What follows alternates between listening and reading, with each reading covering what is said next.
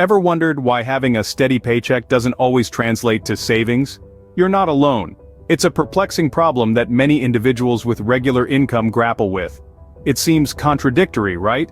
But there are reasons behind this financial conundrum.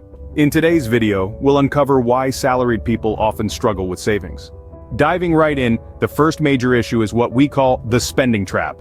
Picture this: you've just received your paycheck. It feels like a breath of fresh air, right? But before you know it, the money seems to disappear, leaving you counting days until your next paycheck. This is a classic example of living paycheck to paycheck, a reality for many salaried individuals. Now let's talk about instant gratification. It's that irresistible urge to splurge on the latest gadget, a fancy dinner, or a spontaneous vacation. It's human nature to seek immediate pleasure, but when it comes to finances, this can be a slippery slope. Instant gratification often leads to spending money you don't have on things you don't need. Then there's lifestyle inflation.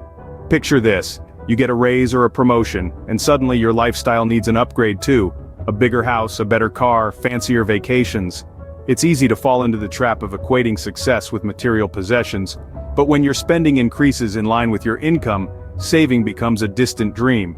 And finally, we come to the lack of financial planning. Many of us are guilty of not having a clear financial plan. We might think that we'll start saving next month or when we earn more. But without a concrete plan, these are just empty promises we make to ourselves. So how do we escape this spending trap? It starts with understanding that every financial decision, big or small, has an impact on your overall financial health.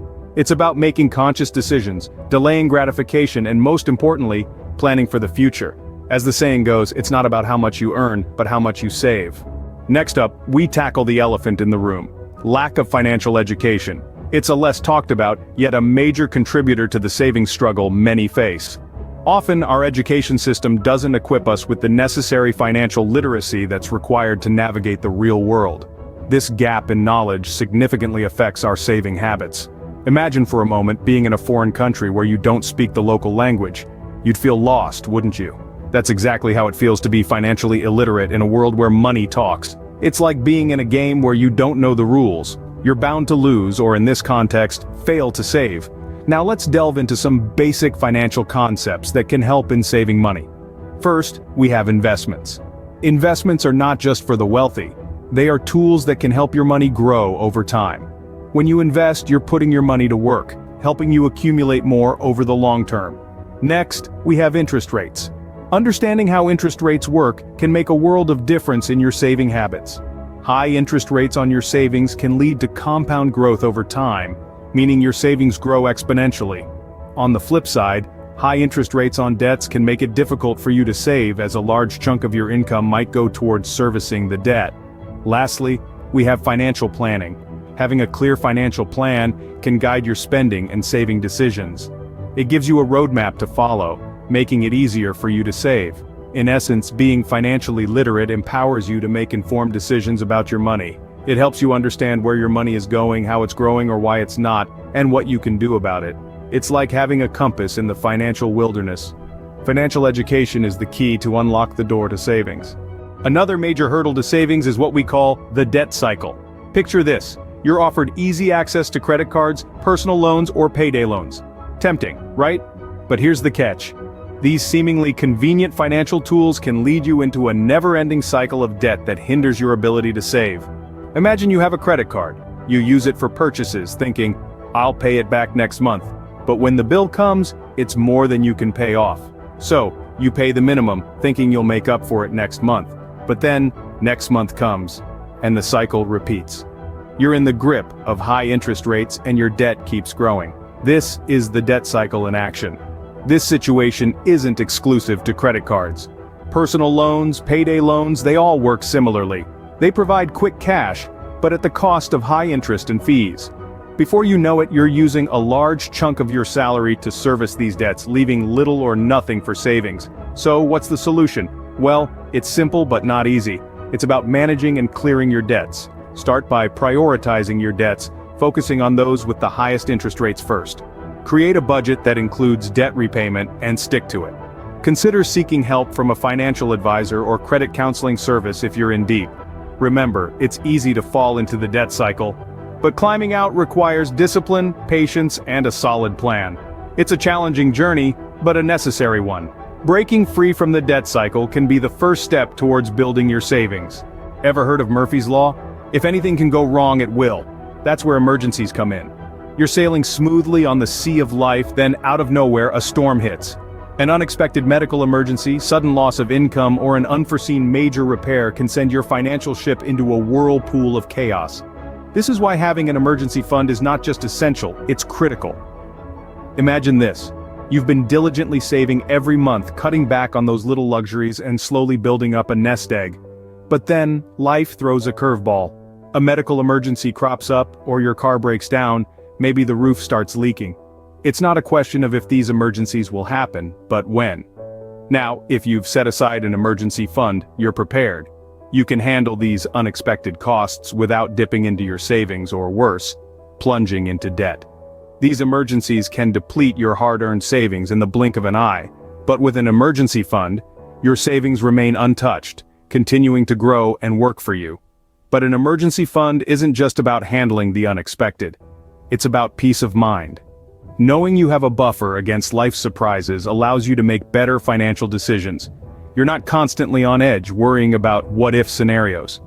It's like having a safety net when you're walking on a tightrope. Even if you slip, you know you won't fall. This sense of security can make you more confident, more daring to take calculated risks in other areas of your life. Perhaps you'll finally start that business you've always dreamed of, or invest in that promising startup. So how do you build an emergency fund? Start small. Even a little bit set aside each month can add up over time. Aim for 3 to 6 months worth of living expenses. And remember, this fund is for emergencies only, not for those tempting online sales or a fancy dinner out. An emergency fund isn't just a safety net, it's a springboard to better savings. Now that we've identified the problems, let's talk solutions. A solid first step towards improving your financial situation is creating a budget. This means knowing exactly how much money is coming in and where it's going out. It's about keeping track of every dime and analyzing spending habits. You might be surprised to see just how much those daily coffee runs or impulsive online purchases add up over time. Next, focus on reducing unnecessary expenses. Ask yourself, do I really need this, before making any purchase? This doesn't mean you have to deprive yourself of all luxuries, but rather, making conscious decisions and prioritizing needs over wants. Perhaps consider cooking at home more often instead of dining out, or cutting back on subscriptions that you don't fully utilize. Once you've freed up some cash, it's time to think about smart investing. This could mean contributing to a retirement fund, buying stocks, or even starting a side business. The key here is to make your money work for you. Instead of letting it sit idly in a bank account, let it grow and multiply over time. Lastly, build an emergency fund. Life is unpredictable and full of surprises, some of which might come with a hefty price tag. By setting aside a small amount each month for emergencies, you'll be better prepared to handle such scenarios without having to dip into your savings or resort to debt. It's important to remember that these changes won't happen overnight. It takes time, patience, and consistency. But with each small step, you're moving closer to financial freedom and security. And remember, there's no one-size-fits-all approach to personal finance. What works for one person might not work for another. So feel free to tweak these tips and make them your own. Remember, taking control of your finances is the first step towards a secure financial future. Let's wrap up what we've learned today. We've delved into why many individuals with a stable income still struggle with savings. The spending trap, the allure of instant gratification, can be a formidable foe. But remember, it's not about completely eliminating your wants, it's about finding a balance between your needs and wants. We've also underscored the importance of financial education. A lack of understanding about money matters can lead to poor financial decisions. Seek out knowledge, be it through books, courses, or personal finance channels like ours here at Learnus. Our discussion on the debt cycle highlighted how borrowing can become a vicious cycle if not managed wisely. Prioritize paying off your debts, and avoid getting into unnecessary debt. We also touched on the role of emergencies and the importance of an emergency fund.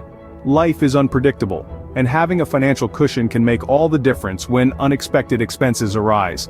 Finally, we emphasized on taking control of your finances. It's about being proactive, setting financial goals, and making informed decisions to achieve those goals. In essence, savings isn't just about stashing away money. It's about making conscious, informed decisions about your spending, borrowing, and overall financial management. So, take these insights, apply them, and start steering your financial ship towards a future of financial security. With these insights, you're now better equipped to navigate your financial journey. Don't forget to subscribe to Learnus for more financial wisdom. Until next time, keep saving.